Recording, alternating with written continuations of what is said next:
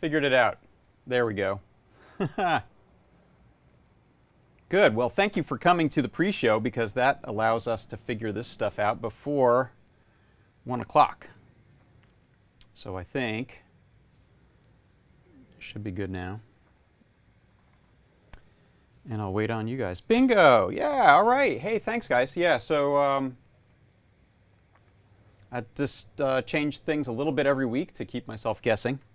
And this time I had audio coming from my little pocket operators. That was the music you heard at the start. And then I was, oh gosh, I wonder, yeah, I bet you weren't hearing that music either. I know what music you were hearing. You were hearing that old thing from last week, weren't you? Let's see if you hear this stuff. Let's see. Here's some different music now. I bet that's not what you heard at first. Look at, that's what you call half an AT-AT. Bravo Delta, getting in early with the jokes. Yes, this is a little, you heard a couple songs. One I played last week, and it was just something I wrote inside of a little chiptunes web browser thing. And then this is a little thing I built. I made a little sequence using these guys. That's a drum machine here and a little bass sub pocket operator. These are both pocket operators. They're little sequencers with synthesizers. They're amazing. I love them. And I'm going to hit stop on it now, so you don't have to listen to that. So that's a, there's no name for that song. The other one I think I called Beep Box. So there you go. John Schaffstall uses Fruity Loops for audio sounds and songs. Cool. Yeah, so here we are, and thanks for coming. Today we're going to talk about, yeah, you can see we got kind of a half an AT-AT there. So this is a project I've been working on with my friend Brian Kessinger, and he took, let me go get the painted one and show you that one for a second. He took this popcorn bucket that you can get at Disneyland, and I think at Walt Disney World. I'm not sure about the other parks if you're international. And he took that white, sort of barely painted one. You can see that. Actually, I'll hold it in front of this bigger, better camera. Right there. Okay. So that's what it comes like. It's popcorn bucket, fully assembled. I've just ripped the top off of it here. And Brian went ahead and did this beautiful paint job on his. Whoa, where'd your head go, buddy? Because he wants to use it in some tabletop wargaming. There we go. So he asked me if I could add lights and sound. And so I got a start on that a couple weeks ago and gave you a little bit of an update, I think, last week. And today we're going to kind of finish it off, at least on this unpainted one. And so the idea here is Brian wanted to have some sound effects that you can trigger for walking noises and cannon blasts and things like that. Maybe some dialogue from the movie, some lines that Han or someone says. And then he also wanted music, and so there's this like 14-minute long piece by John Williams that I think is called The Battle of Hoth. So he wanted to be able to play music kind of all the time, or trigger it on and off, and then intermittently trigger sound effects. And then he also had an idea about a little bit of lighting for the cockpit of the AT-AT. So I'm going to switch over to some of these cameras over here, and I'll show you what's going on, how we're putting these things together. So let's give you, how about a little down shooter cam there.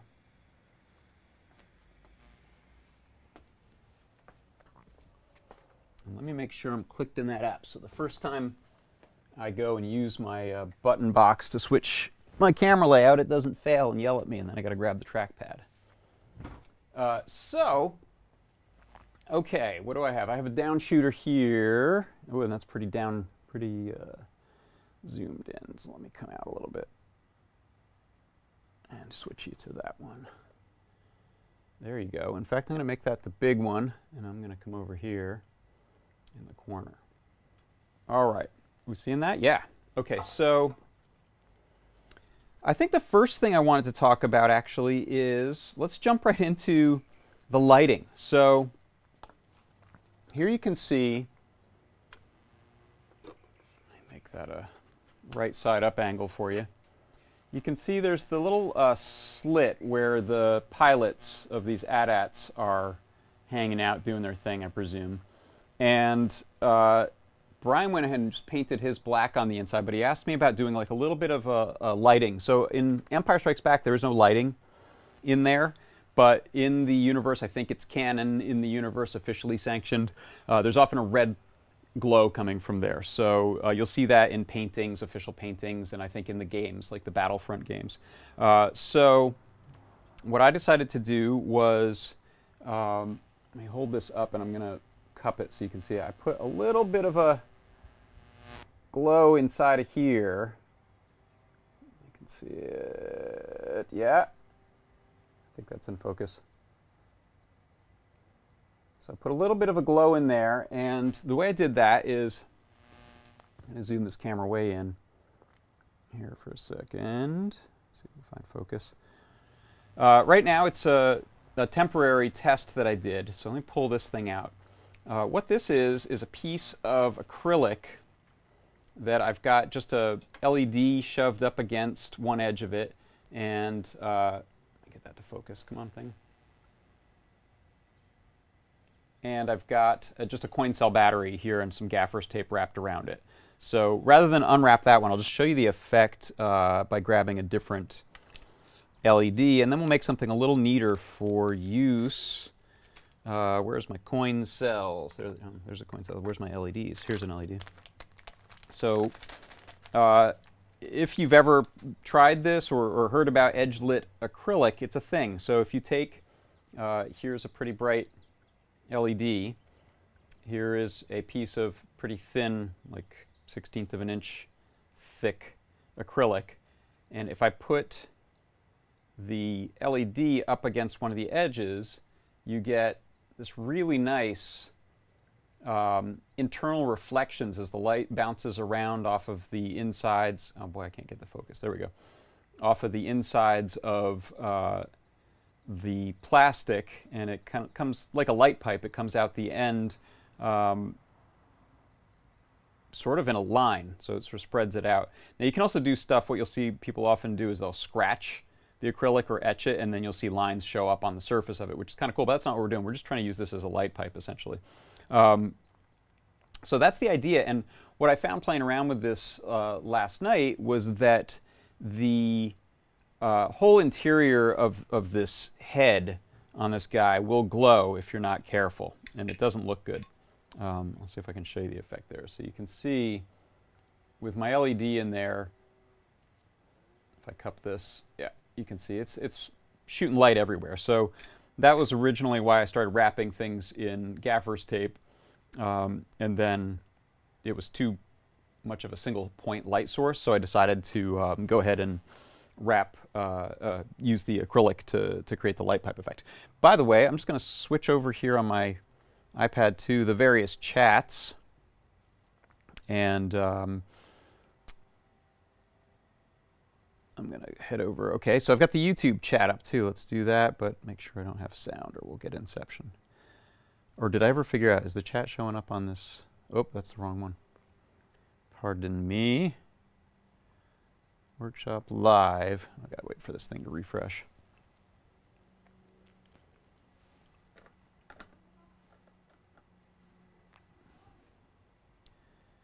And here we are.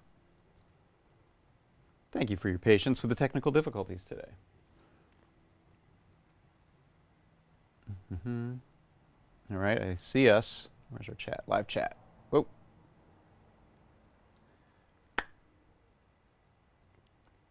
All right, that might refresh. Okay, so now let's take a look at what I did with the LED for the real one. And what we're going to do here today is we're going to build out this unpainted one just to work out all the kinks.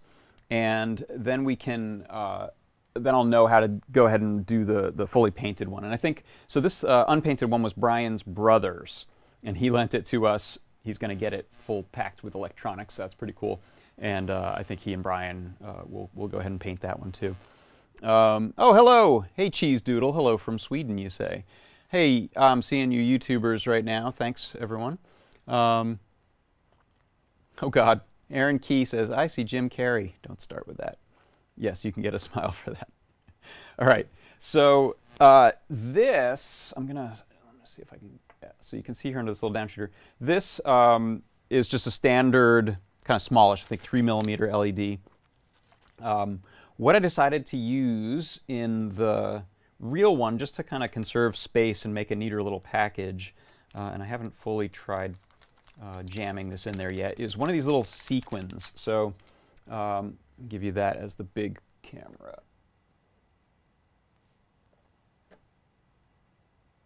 Oh, and let's get some focus going. Let's see. Yeah, locked in. Okay, so these are these little LED sequins. You break them off of this board, and they're meant for like sewable projects, but they're also a very nice little surface mount LED that has a 220 ohm resistor also built onto the package. So let's see if I can get real close to that one and rezoom or refocus. Okay, so there you see, that's this little LED here. And so what I'm going to do is, what I've done already actually, is I've run the wiring for the LED through, this is the neck piece, and then the head will mount on top here, like this, and that'll allow the LED and its little light pipe to shine through, and then this jaw piece heads in here and screws back on. So I have a little piece of acrylic that I may have lost, so I'll do it again. Oh, here it is. So I cut this little, you can see this little piece of acrylic right here. I cut a little notch out of it. I don't know if you can see that. It's like just barely a bit of a little notch that I cut out that will allow the LED to fit right flush up against it, the board and the LED to fit up against it. And if I'm jumping ahead a bit, so ignore the whole circuit that makes that happen, not circus. But there you can see I've got my LED that's going to run kind of constantly when this thing is turned on, just because that's how it works. Things are operational inside of there. And I actually have a very subtle little pulse. Oh, you saw it just turn on, not so subtle. I think I have it waiting 5 seconds and then cycling. So we'll talk about how that's running later, and that's something that's adjustable in code, but I just wanted something noticeable so I could tell it's working, and a little bit bright so I could see the effect through the acrylic here. So what we're going to do is attach this LED to the acrylic, and I think I'll probably just use some gaffer's tape to do this again, because I don't want a lot of light bouncing around. You could hot glue it on there. You could probably use other types of adhesives, but I'm going to grab some of my old friend gaffer's tape, and let's just start with a nice little piece like this, and I'm going to fit, actually before I do that, let's make sure that this little window is going to fit inside, given this post here. There's a screw that goes up into that post. Now, honestly, we could probably remove that because there's this one screw holding it together, but I don't want to if I don't have to. So my idea here is that this window, yeah, see, I need to cut a little more off of there. You can see what I did with the other one. The kind of neat thing about these light pipes is, if you see there, I've actually cut this into like a hook pattern. The light is back here, and it's just that light bounces around and makes its way up front. So we can carve stuff away to get it out of there,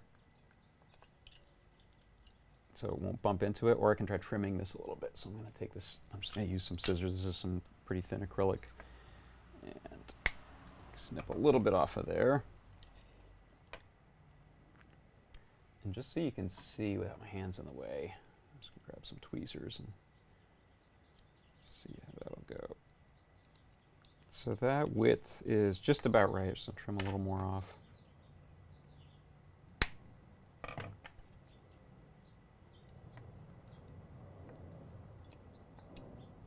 Now we might be able to, yeah, I think I want to have this straight in. So what I'm going to do is trim enough to clear that post, and then see if maybe we can't put the light in from the side. So you can see here, even with the light coming in from the side, kind of doesn't matter. It's actually a little nicer because we get a little more even lighting. So I think I'll have the light to the side, oops, going into the window like that. And so I'm just going to trim it so that we clear around that little post a bit better. Oh, I've ruined it. All right, that's the nice thing about working with super cheap materials that are plentiful. There's another chunk.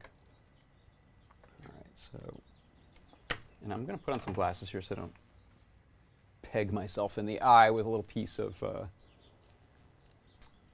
me zoom this out just a little bit so you can see what I'm doing a bit better. There we go. How's that focus look? Pretty good? Yeah. So let's try, yeah, we could try that same, let's try this same trick I had used. So I'm going to make that the width of the window. Oh, and by the way, I trimmed out, this was solid plastic, and I trimmed out a bit of that just with a, just with a knife and then with a chisel from the inside so that we could clear out the window enough to get this little piece of glass inside of there. All right, so let's try this technique. What if, go like that, like that,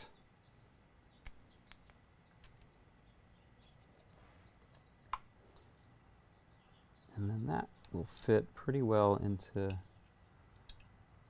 window, it looks like. Yeah, it's close. All right, we'll trim a little bit off the corner here. And I think make this just a little thinner because that post is still getting a bit in the way. So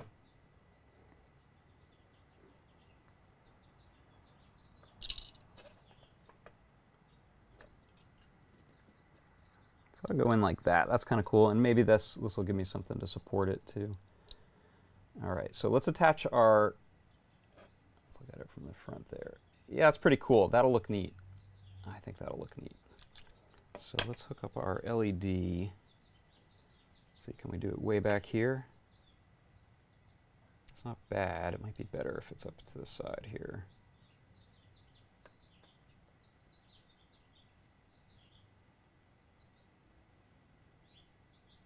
And you can also score this and scratch it to try to get a different look to it. It's nice that it's uneven because then it doesn't look as perfect. And that's kind of part of the idea with weathering the AT-AT. All right, so I think we'll be able to get that out of the way for a second.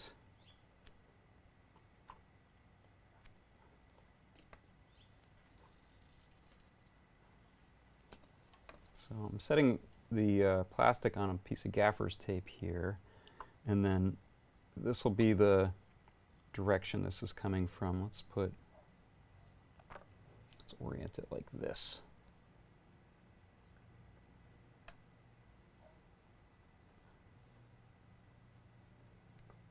And then I'm going to route the wires along the side here.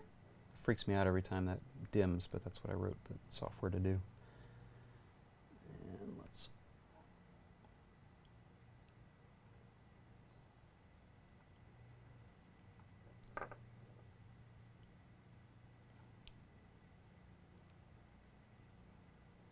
see when that brightens. How's that going to look? Yeah, it's a little favoring the one side. Let me see if scoring it up changes that or not. It's probably not. It's probably how I've got it interfaced with the material. You know what? I'll leave that just so that we can progress a bit. But the sort of notch that I'd cut before to get the LED fitting better was a good idea, and I might go back and do that. All this stuff is actually going to be pretty easy to pop out, I think. All right, so we'll make that. There's the glow. It's a little slightly uneven glow, but I'm going to stop there just so you're not watching me do this for the whole time. All right, so now let's trim some of this tape away so that we can fit it around the post. And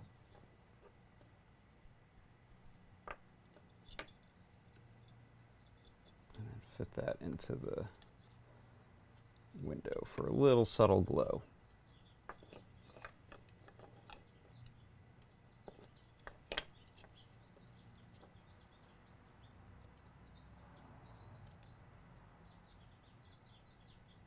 There we go. I think I've reached the, you can see it in there. Cup that. Let me get it pushed down a little further.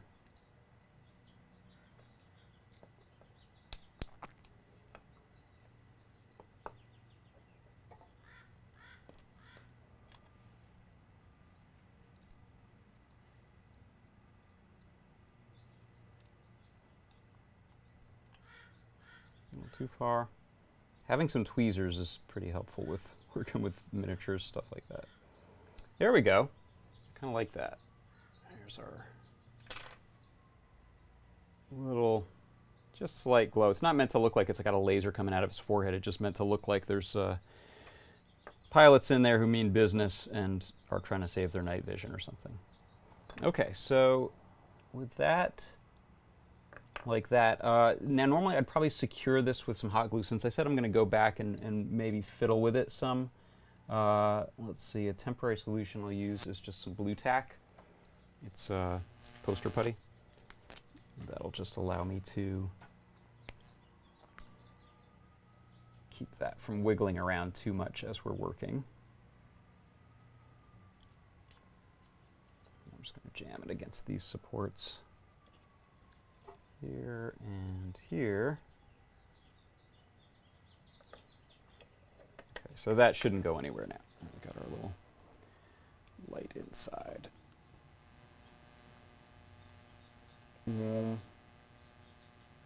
These sequins are pretty small. You could do a couple of them in there too and get kind of like a twinkle effect or something if you want, but this is Star Wars. Things don't really need to twinkle, do they? Someone asked, does the blue tack harden when it's exposed to air? It does not. Yes, there is a chirping bird in the background. We also have a ton of hummingbirds. They're my favorite. I like watching them out there. We have a feeder. It's always springtime in LA, someone asks, yes.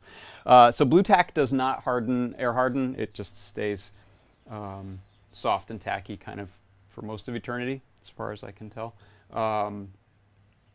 So that's not a permanent solution. Since I'm going to move on and I might go back in and fiddle with that LED more later, I'm just going to have it held in there temporarily. So let's turn this off. And now let's talk about what am I turning on and off and what's going on with this thing? How's everything working? Okay, so I'm going to head to this view here. Let's drop it down a bit. Okay, so since we last met, I've been busy. In fact, I did most of this morning. So first, let's look at what's going on hardware-wise. Zoom in even more. How's that? Sorry for the camera wiggle. Okay, so what I've got going on here is sort of a series of things. We have power. So this is a battery charge and power boost. It's the 1000C, and you can use it for charging up cell phones and things like that. It's got, I think it's a 1 amp load that it can deal with. You probably could get away with the smaller one, the 500 in this project, but this is the one I had laying around. And I've got a LiPo battery going into it here.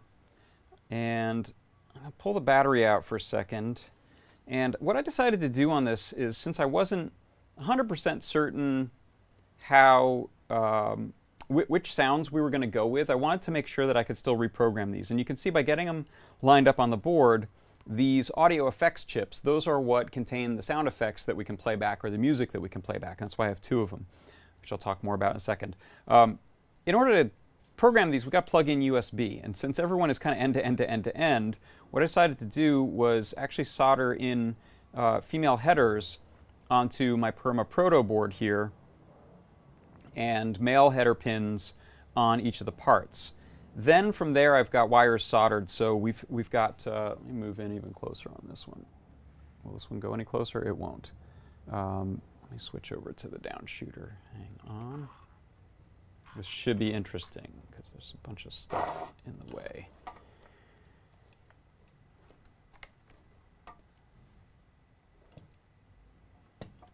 All right, see if I can get that focused and switched to, that's this view now, yep. And I'm going to rerun the focus. Ooh, that's bad, but you know what, I'm going to actually zoom in a bit first. And then I'll refocus. Yay.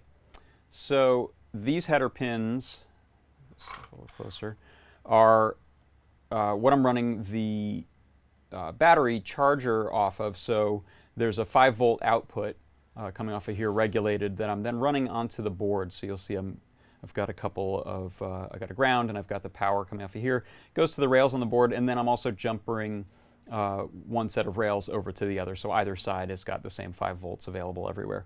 And then the other thing I have running here is a switch that goes to ground and to the enable pin on this battery boost charger. So this pin called enable, it essentially is a switch to turn the whole output on or off. So is it sending the current or not?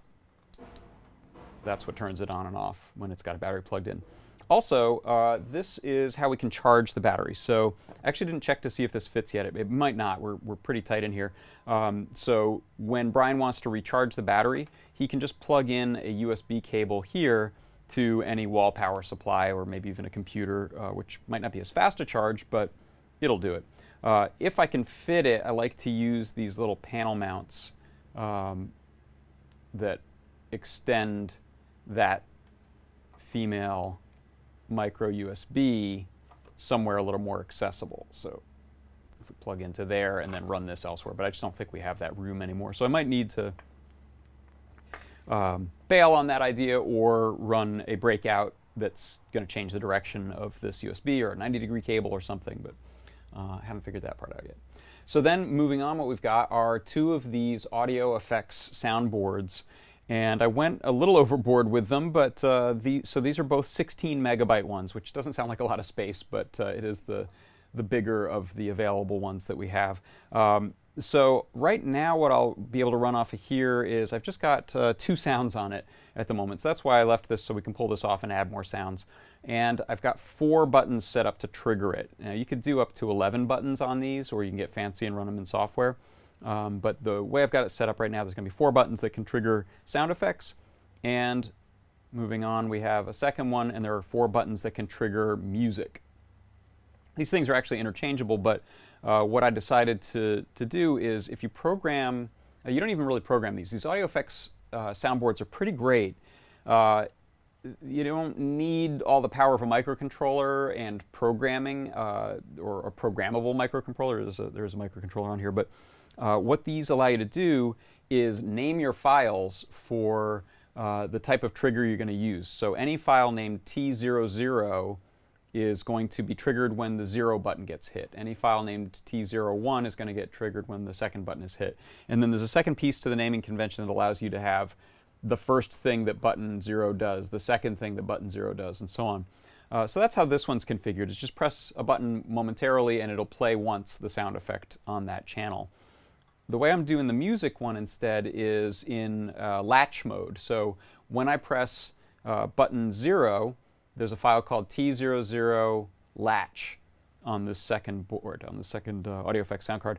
That means that the sound file will actually loop over and over and over again until you press the button a second time, which is pretty cool. And then lastly, I have on here a little, you can see we can, yeah, why not? We can pull all this stuff off. No, I'm not gonna. I changed my mind unless someone's dying to see that stuff pulled off. So the, oh yeah, C. Grover says, those panel mounts are great. Hey C. Grover, welcome. 2 half-size Perma Protos side by side. Yes, that would be a cool idea too. If this hadn't lined up, what you'll see is this actually fits the space that's available inside of the board of the ADAT really well, so I'm going to stick with this. But yeah, you could do 2 layers like back to back. There's a lot of ways you can configure this stuff. But you know, when you're working with multiple sort of breakout board-y kinds of things, they take up space. It's not as small as, you know, rolling your own little circuit. You can get stuff smaller, especially if you're making a circuit board from scratch. But here I'm plonking together a few components, and so it gets a little bit big. Last thing I've got on here is a is a trinket, and that's the M0 trinket, which I'm running a CircuitPython sketch on that I wrote that just pulses that LED a little bit, or it kind of PWMs it up and then brings it, holds that for 5 seconds and then starts it over again. So that maybe is a little bit of an overkill, but I wanted to do keep alive with the LED. These are pretty cheap, and it means I now have a microcontroller on here, which I've got another, 4 outputs or inputs available on it. So if we wanted to add some other features to this at some point, that's going to be a pretty good starting point for a lot of things. If we wanted to use proximity sensors or who knows what, some neopixels, it could drive some colored LEDs if that were important. So all I have him doing really is he's sitting there and he's being the pulsing, he's the PWM guy, and that's all he's doing. So now let's take a look. Actually, I'm going to switch to, let's go to this overhead, and actually we'll go there and there. Hello, it's me again. And I'm going to zoom out there a bit, and let's talk about the ADAT itself. So it turns out if you unscrew a couple screws from the underside that are there and there, this whole top comes off, so that made it really easy to work in. And I wanted to put my speakers on the inside. I actually wanted to have as little outward change to the thing. I didn't want to see a lot of holes and buttons and screws and stuff. So I wanted to mount the speakers on the inside so we wouldn't see them. Excuse me, but they were a bit quiet in there. So what I did was I started drilling holes in this little ledge that doesn't really serve any purpose. I mean, we don't want it to go away completely. But I started drilling these holes, and maybe I should do a lot more of them or just cut out a big section, but this seems to be working well for now. And those are allowing the sound to come through better than it was. Also, by attaching the speaker to the case, I'm probably getting a bit more resonance from it. And there's a chance that you could also stuff the case full of batting or something like that and also improve the sound of it. But so I'm taking 2 of these little stereo speakers, and I didn't have time to do a mixer. I know there were a couple people, I think Nis and C. Grover and maybe some other people inside of the Discord chat, as well as my friend Todd Kurt, all mentioned using a little sort of passive mixer with some resistors so that I could run the 2 sound boards over the same set of speakers. But stereo sound doesn't matter because this thing is so small, so I ended up punting on that, and I just have the 2 soundboards. They each have the built-on amplifier, and they're each running to one of these speakers. So I've screwed these guys down on here, and those are 2 screws that I was storing for later, so don't let me forget those. Those are for the head. And for a second, I want to answer, someone asked a question, hey, AT makers, reason use a Feather M0 Express and avoid the power board? Yeah, so I thought about using a Feather because you get a bazillion inputs and outputs, so you could really extend this thing later. And it's got the onboard, I know this is maybe it seems like a silly reason, but I definitely have this consideration often. The Feathers have, do I have one around here? No. The Feathers have built on battery charging, which is pretty cool. 2 reasons I didn't, and this was just like earlier today I was making this determination. One was space. I was thinking it might be a little smaller to have this power boost over here, which hangs off the edge, and this trinket. I might be wrong on that, but I think that's a little smaller maybe.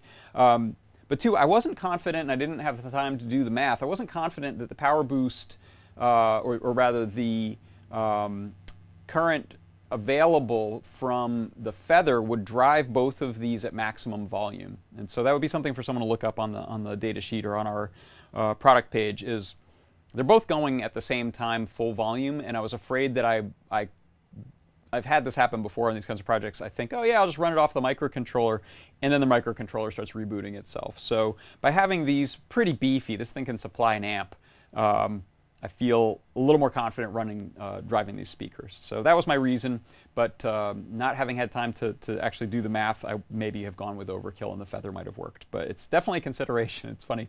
I love the fact that the Gemma has an on-off switch, and the Feather has a recharger. Like, there's some stuff where you're like, yeah, I don't have to build a second thing if it's already on there, which is kind of nice. So the Power Boost powers everything and charges faster than Feather, as Seagrover says. Yeah. By the way, some of these learnings that brought me to where I am now came from that Lucio blaster that I made a year ago, and that thing has a lot of similarities to this. For that one, I actually had 2 amps. I think I had 2 different of those big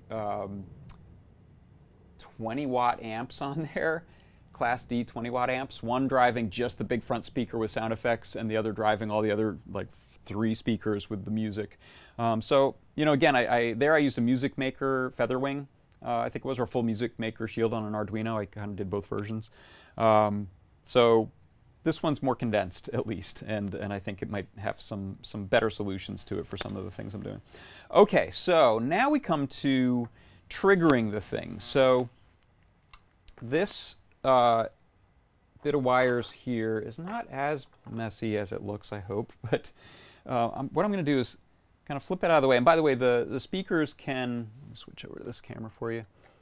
The speakers can, they're using, I have screw terminals, so the wires can be unscrewed and pulled out of there. So most everything, with the exception of what I'm about to show you now, can come off of the board. So what I'm going to show you now is my solution for triggering this, and here's how I'm going to do it. I'm going to bring this up here, and I'm just going to unscrew one little screw. And again, this is kind of using the things that I have on hand, which sometimes offer some nice little shortcuts. So what I got here is a Perma-Proto Feather, or a Feather Proto Featherwing. Is that what we call it? That's it, Featherwing Proto Board. So the nice thing about this is it's a little proto board, and buttons fit on it nicely, and we have some, the way I ended up setting it up is kind of like that. So I've actually got traces already going. So there's these rows are, 2 of them are on a column together. So by soldering buttons down, I then had another spot to run the wires out to the board without having to do like jumpering on the back side of the PCB if nothing is connected. So I was able to do 4 buttons across, 4 buttons here, and then still run the wiring out to the audio effects soundboard. So I'm going to pull these wires through here. So you can see again, I ran along with my speaker holes, I ran a couple bigger holes. And let me see, I can switch maybe to the other camera if I have to. I'll do both. So let me zoom this one down the full extent. All right, sorry, wobble wobble.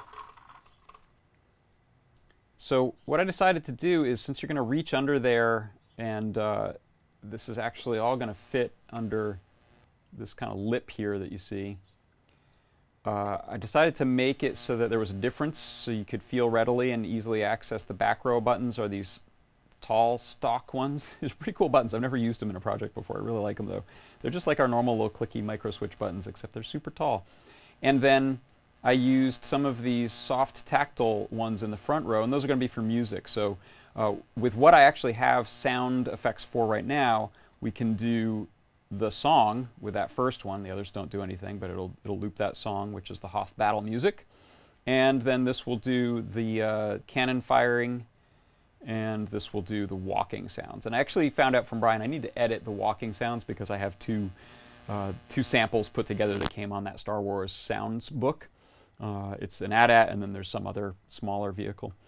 So that basically has all of these buttons sharing a common ground, which I've jumpered across the back there. Can I switch? Yeah, I'll stay in this camera because the other one's going to be difficult to get to. Yes, birds. Oh my gosh, the hummingbirds are going bananas. There's 3 of them fighting out there. So all these black wires that you can see here, those are the ground legs of all those buttons running over to the ground rail on the proto board, and then I have one wire, this little skinny black wire here, running to ground back on the main proto board.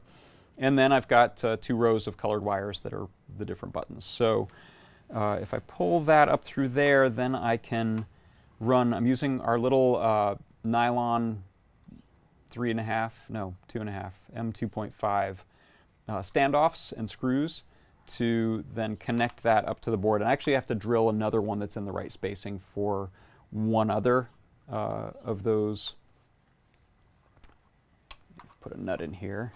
Oops, drop that in there first. Come back. Sorry, you got a nice view of nothing there for a second. So that, let me tip this over so you can see. So that just rests there underneath. And I suspect, now you can't really see that unless you look up in there, but I suspect Brian might want to paint over, and he's welcome to, these colored wires because they look a little odd. But the buttons are actually going to be fairly well hidden back under there, like so, and then you'll be able to reach up. Oh, there goes those. Remember I told you, don't let me lose those screws. There they go. There's those 2 screws. All right, those are the screws for the head. Set them over there. Okay, so that's how everything's constructed.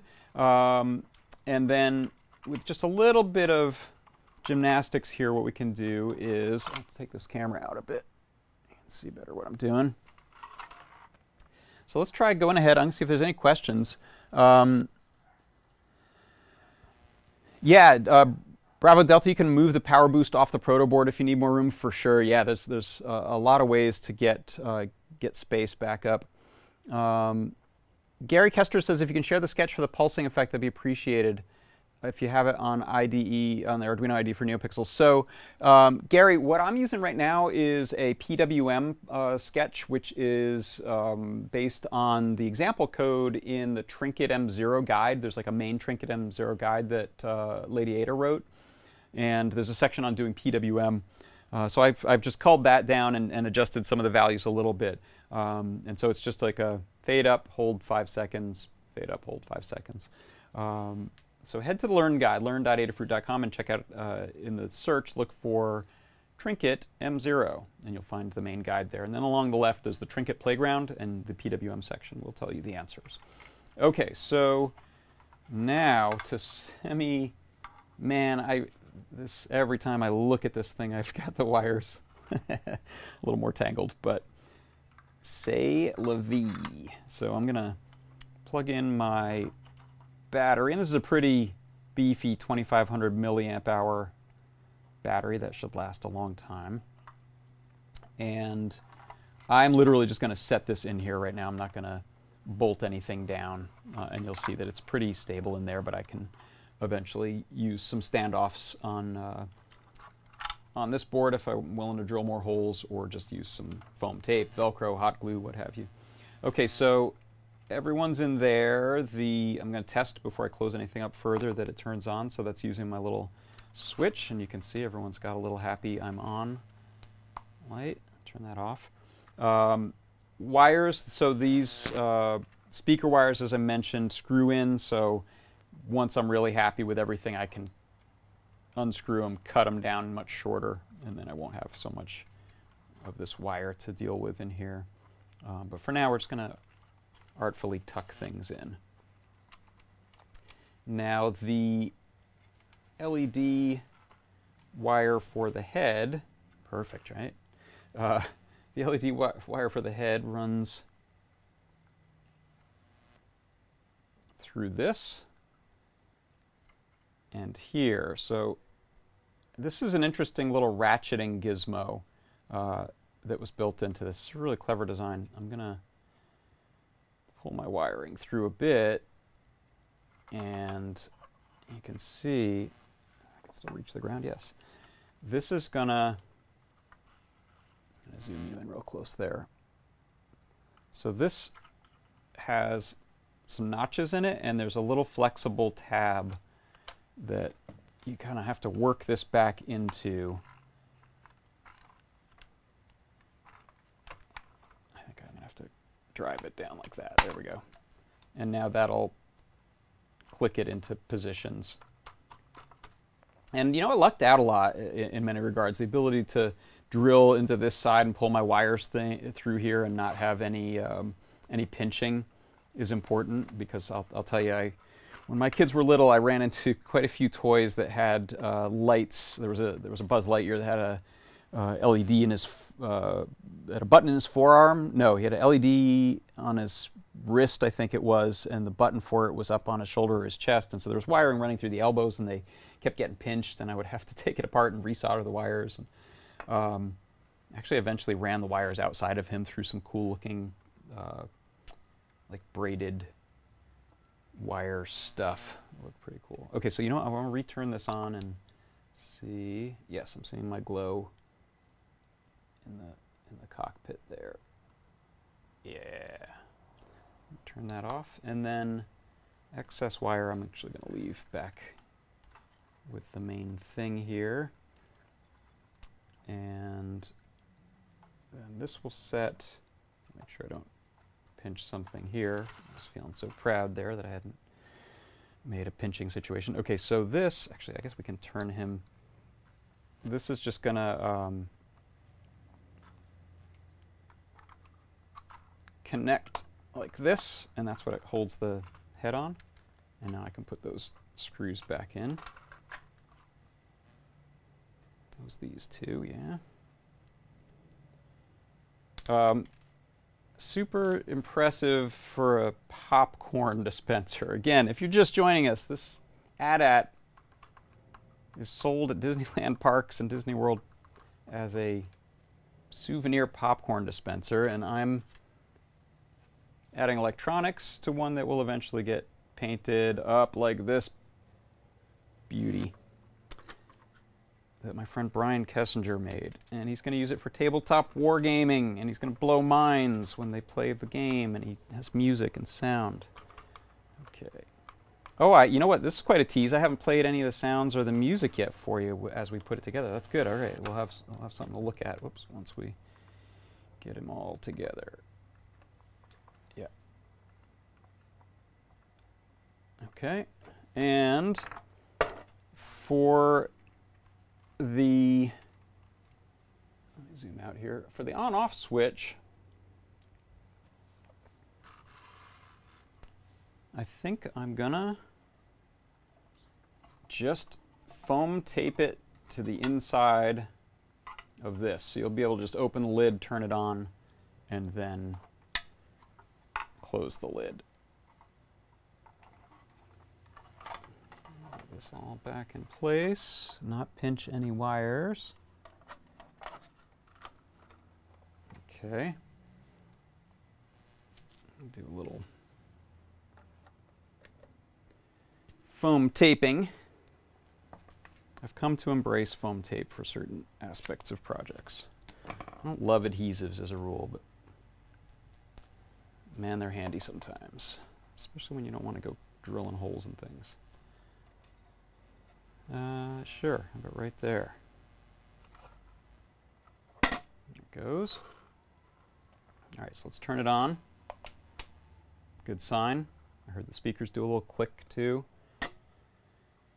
Let's check our, switch your camera view again.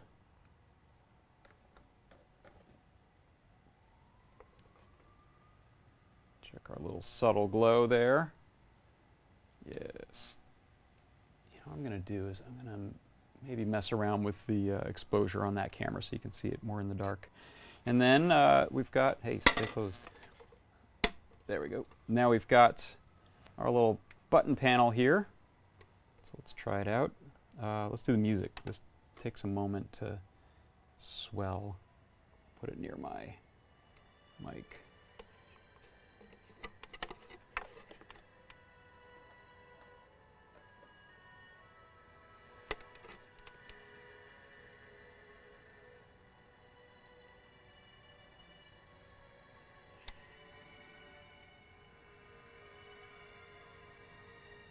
Gets going. When they really hit that Imperial theme, it gets loud.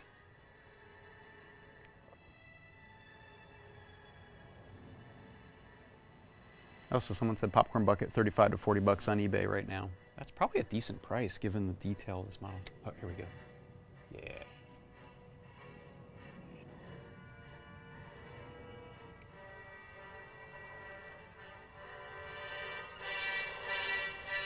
Yeah.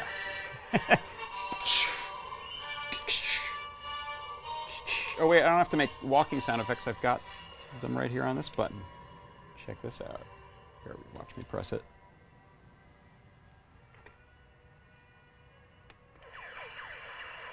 Oh, that's shooting.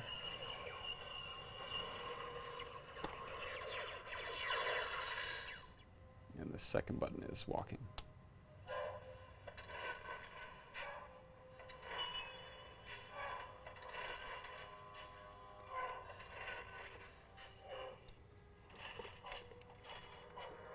This is that second. Oh, and I can turn off the music just by pressing this first button again. So that stops that one. Let's just do just walking.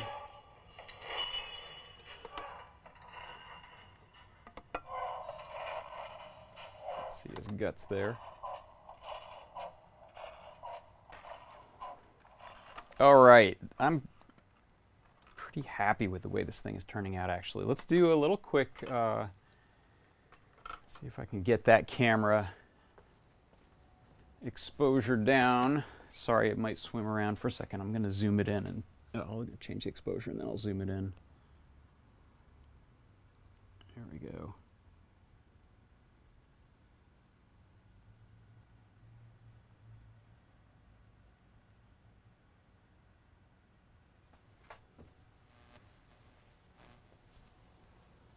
It probably won't focus too well. Oh man, that got dark. Can you see him? Barely. Let me bring him over.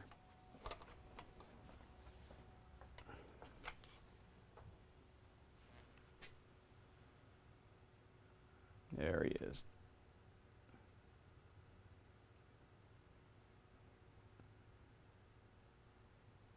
Yeah, I'm going to mess around with that. I might put a thicker piece of acrylic in there because this one's not doing as well as the first one I made, actually.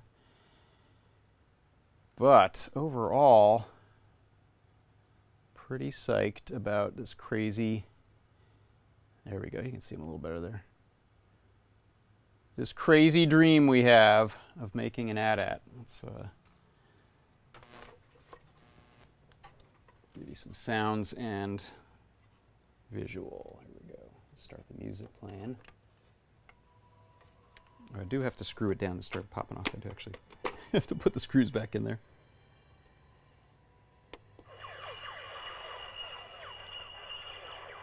Yeah, come on. All right. So let me zoom this back out for a second here.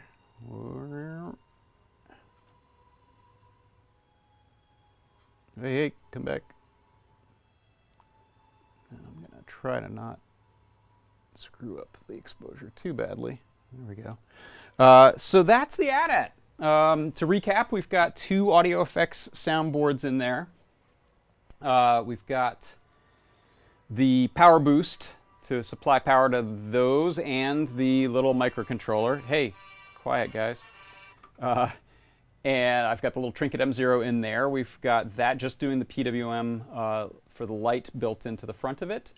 And the little 4 button box. This was actually probably the biggest sort of problem to solve in it was, yeah, let me switch over to this little camera for a second for you actually. Since I got it, let's see, I don't know if it'll zoom that close. Yeah. So you can see it pretty well. You know, those kinds of things always end up being a bit custom. I've even in the past pre-made little boards that I didn't know what I was going to use them for that had a bunch of buttons and resistors ready before I started to use the built-in pull-up resistors on microcontrollers. So you never know exactly what you're going to need. And in this one, it was just the luck of the draw that that little space on here happened to fit that feather wing board so well. So think about that. Those little feather wings are pretty cool. They're not that expensive, and they're a nice little pre-made board that does, as you can see here, there are, you see the white silk screen on there. That's a row that's all shared, including those 2 pins down there. And I think there might be, I forget what these guys are connected to.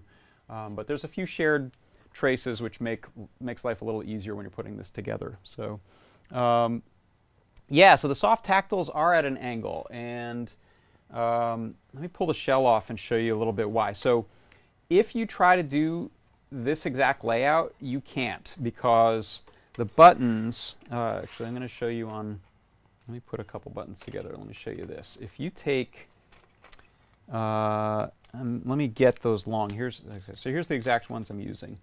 And let's get close enough here where you can see what I'm talking about. There we go. Okay, so what I did was I took one row of, these guys want to grab into here. Do it right there. So this is the long button, and I went here and here, here and here. Now I really only need 2 of those legs connected, but I went ahead and soldered in all 4 on these because they get a little more, you could torque them a little bit more, so I wanted it to be more mechanically secure. This little guy will not connect to this row, which makes it easy for me to solder to the next one above. Let me get something I can point with. So I wanted to solder here and here, just like I planned to here and here, but that puts these right on top of each other and would kind of short everything out. So what I did was I trimmed these 2 legs. Where's my little cutters? There they are. So what I did was I trimmed off 2 legs on one side, pretty flush. And then I planned to just put like some Kapton tape to make sure that those 2 little bumps left there didn't touch here. And as I was planning to do that, I set this in here and looked at, I wonder how much it would take to clear it. And I said, oh, you know what? If I solder that in at an angle, these things actually are not going to take, they don't take that much force to press the little soft tactile button, so it's not really bending it. And that's what I found, is those aren't bending once that's soldered in place. Those just sit there. So it does a couple things. It allows me to space these the way I wanted, allows that to not short against this button, and it actually is a little bit of an easier reach to touch, I think. I think as far as an interface goes, you're kind of coming up under the ledge and pressing against the tactile button, or up under the ledge, and you can push these tall buttons at an angle. You don't actually have to push them straight down. You can, if you go off to the side, that clicks them too. So that is how I arrived at that weirdness. And yes, so you could solder on the wires first to the inner row and then tactiles out. Yeah, you could solder underneath for sure. And that was a plan too. And when I consider stuff like that, actually, part of it is I'm thinking about the tutorial I'm going to end up writing and the circuit diagram I'm going to do in fritzing, and I didn't want to hide wiring underneath a button just to make it clearer. Now I'm obviously going to have to show people how to do this weird thing that I've done, so I might not have simplified things too much, but that was part of my thinking too, is like, yeah, you know what, I really don't want to move this up to this row here and then have wires soldered underneath it. So that's how I arrived at that. Thank you for asking, though. Good questions. And any other questions? You know what I'm going to do? I'm going to head over to the, let's set this guy here. And I will head back over to my computer and just check out the chat there and see if anyone has any other thoughts or suggestions or comments. And let's see, Discord, and hello. And YouTube, what are you, YouTube? There you are. Record the music and sound effects separately and use those audio files.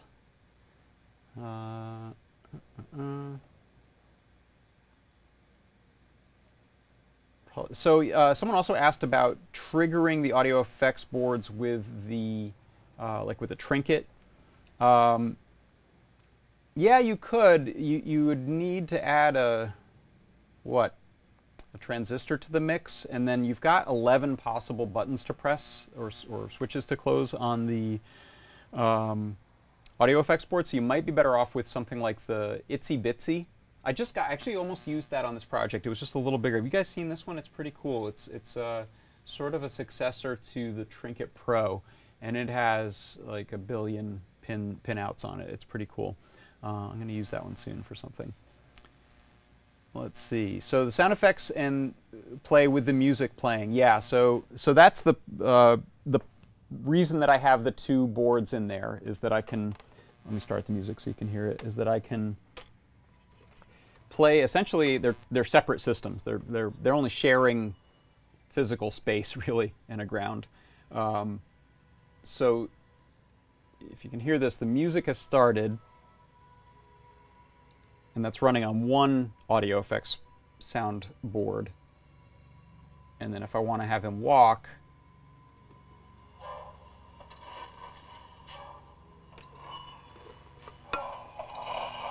you hear that?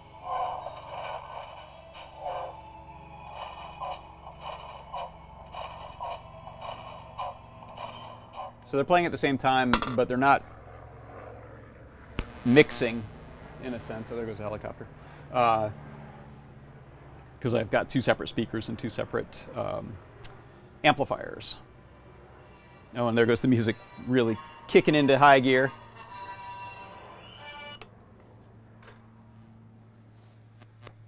Let's see. Other thoughts and questions?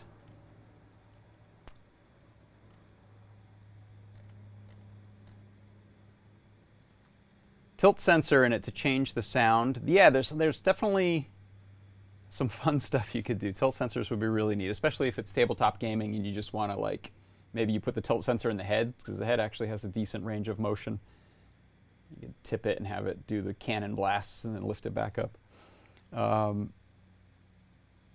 So yeah, Seagrover, Trinket M0 supports CircuitPython, and I wrote this in CircuitPython, so that was also a consideration, is the ease of plugging it in and coding.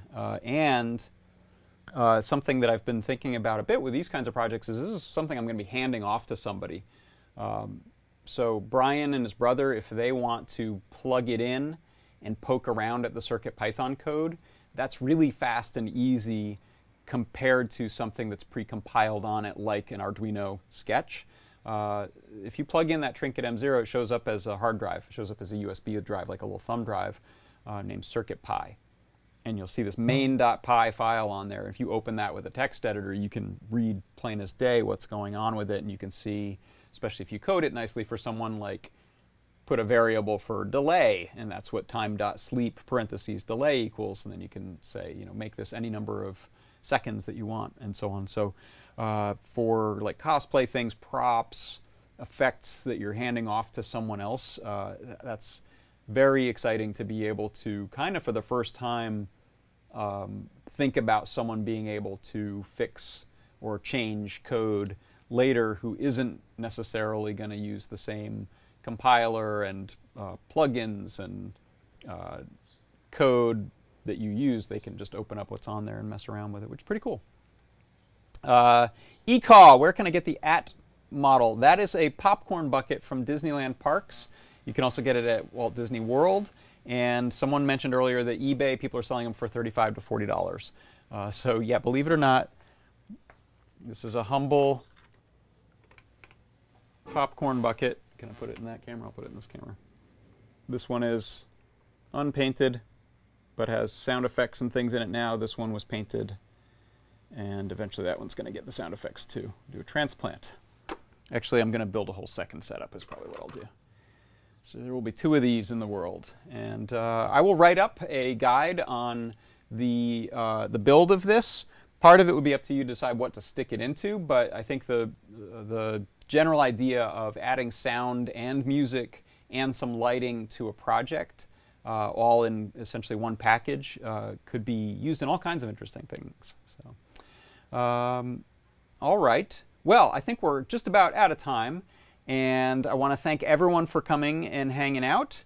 Yeah, imagination to form if only it could walk the popcorn over to us. I'm hungry, actually. So that's making me hungrier. Thank you all so much. And I'm going to hang around in the Discord chat for a little while. Thank you to everyone for coming and hanging out. And head over to Discord if you want to continue chatting with people about this and all kinds of other interesting stuff. Thanks, and I will see you next week. This is John Park for Adafruit, saying goodbye.